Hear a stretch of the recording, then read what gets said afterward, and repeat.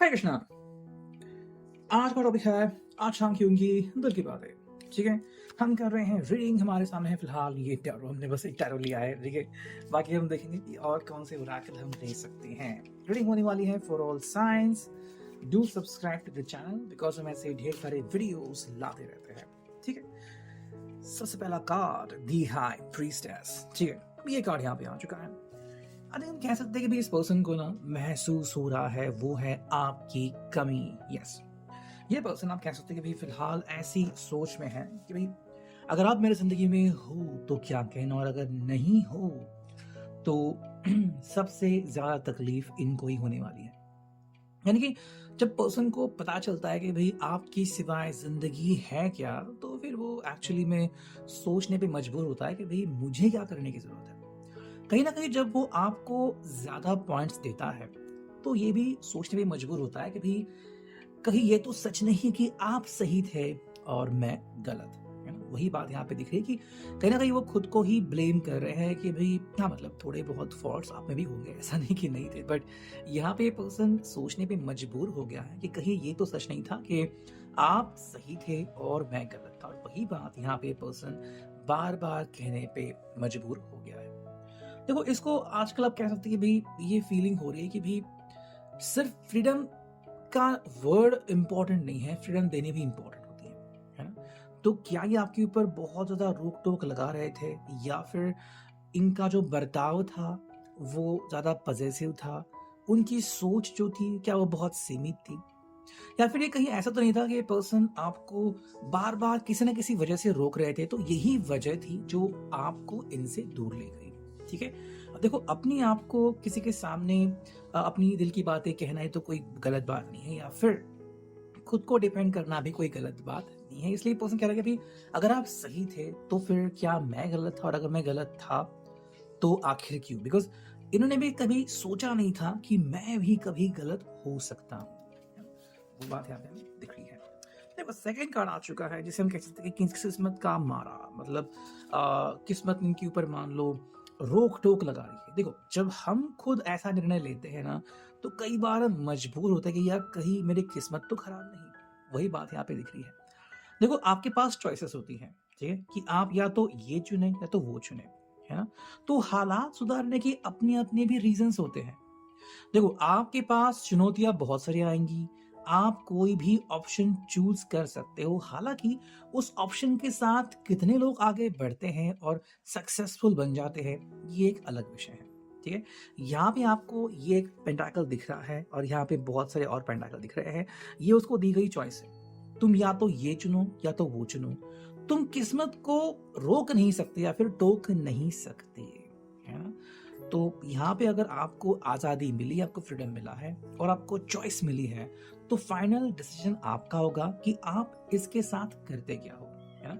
वही बात हमें यहाँ पे दिख रही है। चलो अगर हम देखते हैं थोड़ा सा और नेक्स्ट कार्ड, तो ये भी आ चुका है एट ऑफ वॉन्ड्स।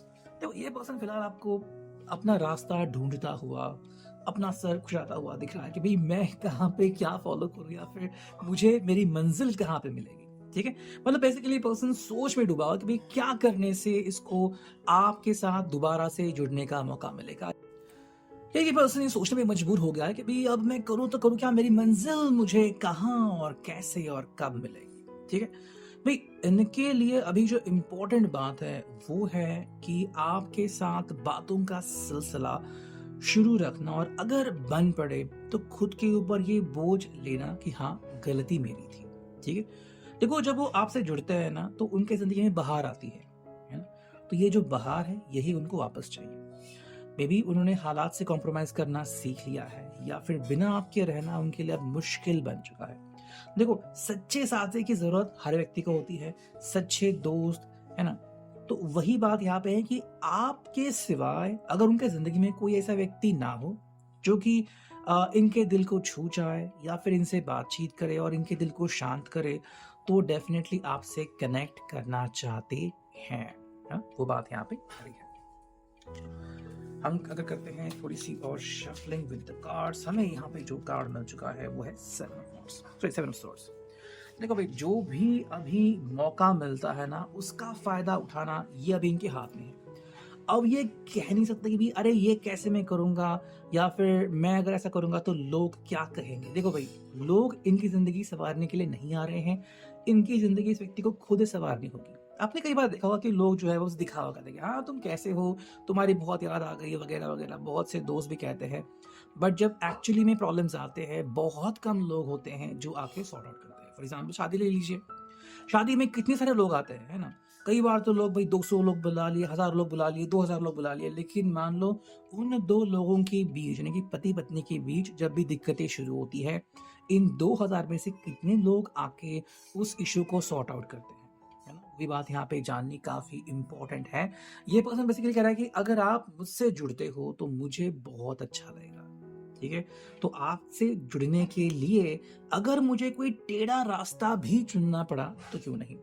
मान लो अगर वो किसी गलतफ़हमी के शिकार हो या फिर गलत संगत के शिकार हो कि दोस्त इनको कुछ बहला-फुसला रहे हैं, इनको कुछ गलत एडवाइस दे रहे हैं। कई लोग होते हैं ना कि खुद की भी ज़िंदगी बेकार करना, दूसरे की ज़िंदगी भी बेकार करना। तो ये चीज़ अगर ये पर्सन कहीं न कहीं से इसमें झुलस रहा है, तो जल्द से जल्द इसे उसमें से बाहर निकलना, ये उसकी पहली प्रायोरिटी होने वाली है। ओके, अगर हम अगला कार्ड देखते हैं, 2 कार्ड आ गए बेसिकली यहाँ पे। देखो ये आ चुका है, 3 आ गए।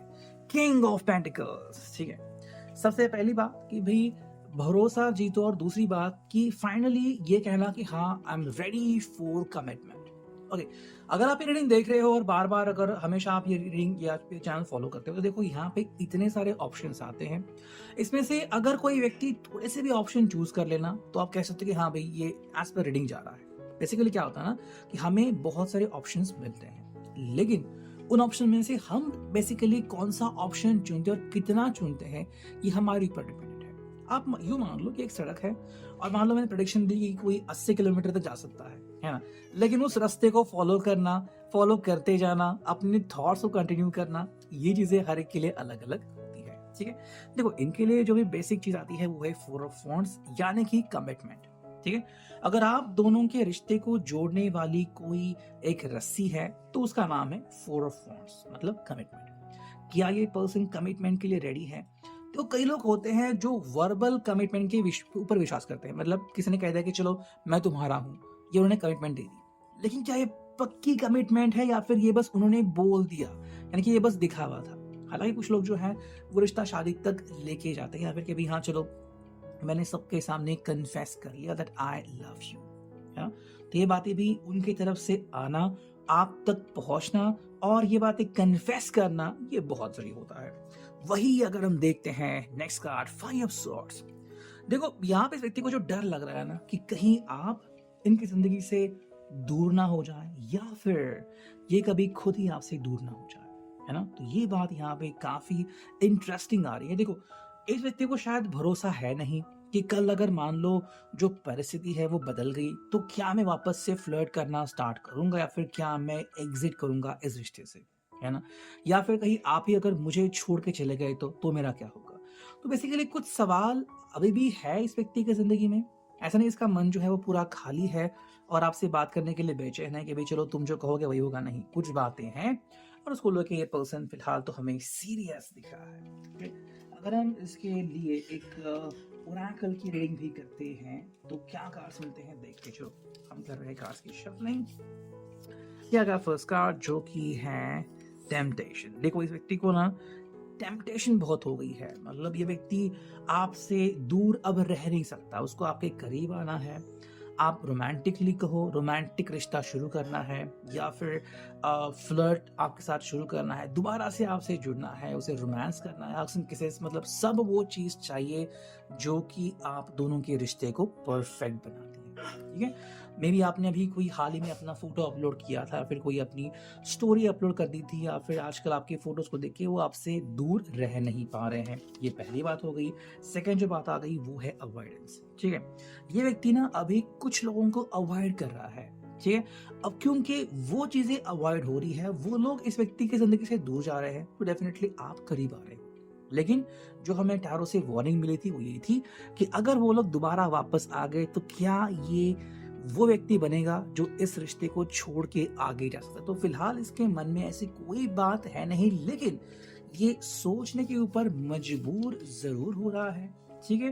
देखो यहाँ पे अगर बात आती है तो वो है रिकनेक्टिंग विद द पास्ट। आपसे जो उनका रिश्ता था ये उसी को कंटिन्यू करना चाहते हैं कि भाई चलो आपसे मैं पहले कैसे मिलता था, मुझे वैसा ही फीलिंग चाहिए। आई थिंक ये पर्सन ना आपके इस रिश्ते से बहुत खुश है और जिस तरह से आप इनके साथ कनेक्ट करते हो वो उनको बहुत पसंद आता है, ठीक है? एंड अगर हम फोर्थ कार्ड देखें जो फाइनल है वो है फीलिंग इनसिक्योर। बेसिकली इस व्यक्ति को अकेला अधूरा महसूस कर रहा है इंसान और इसको इनसिक्योर लग रहा है। मान लो जैसे कि लोगों ने इनको छोड़ दिया है, दुनिया ने इसका त्याग कर दिया है, ठीक है? तो ये फीलिंग कहीं इसको डिस्टर्ब ना कर दे, इसलिए ये पर्सन आपसे जुड़ना चाहता है। तो जो भी ऑप्शन और जवाब मिले वो मैंने आपके सामने रख दिए। ये है फिलहाल के लिए आज की शाम की रीडिंग। धन्यवाद।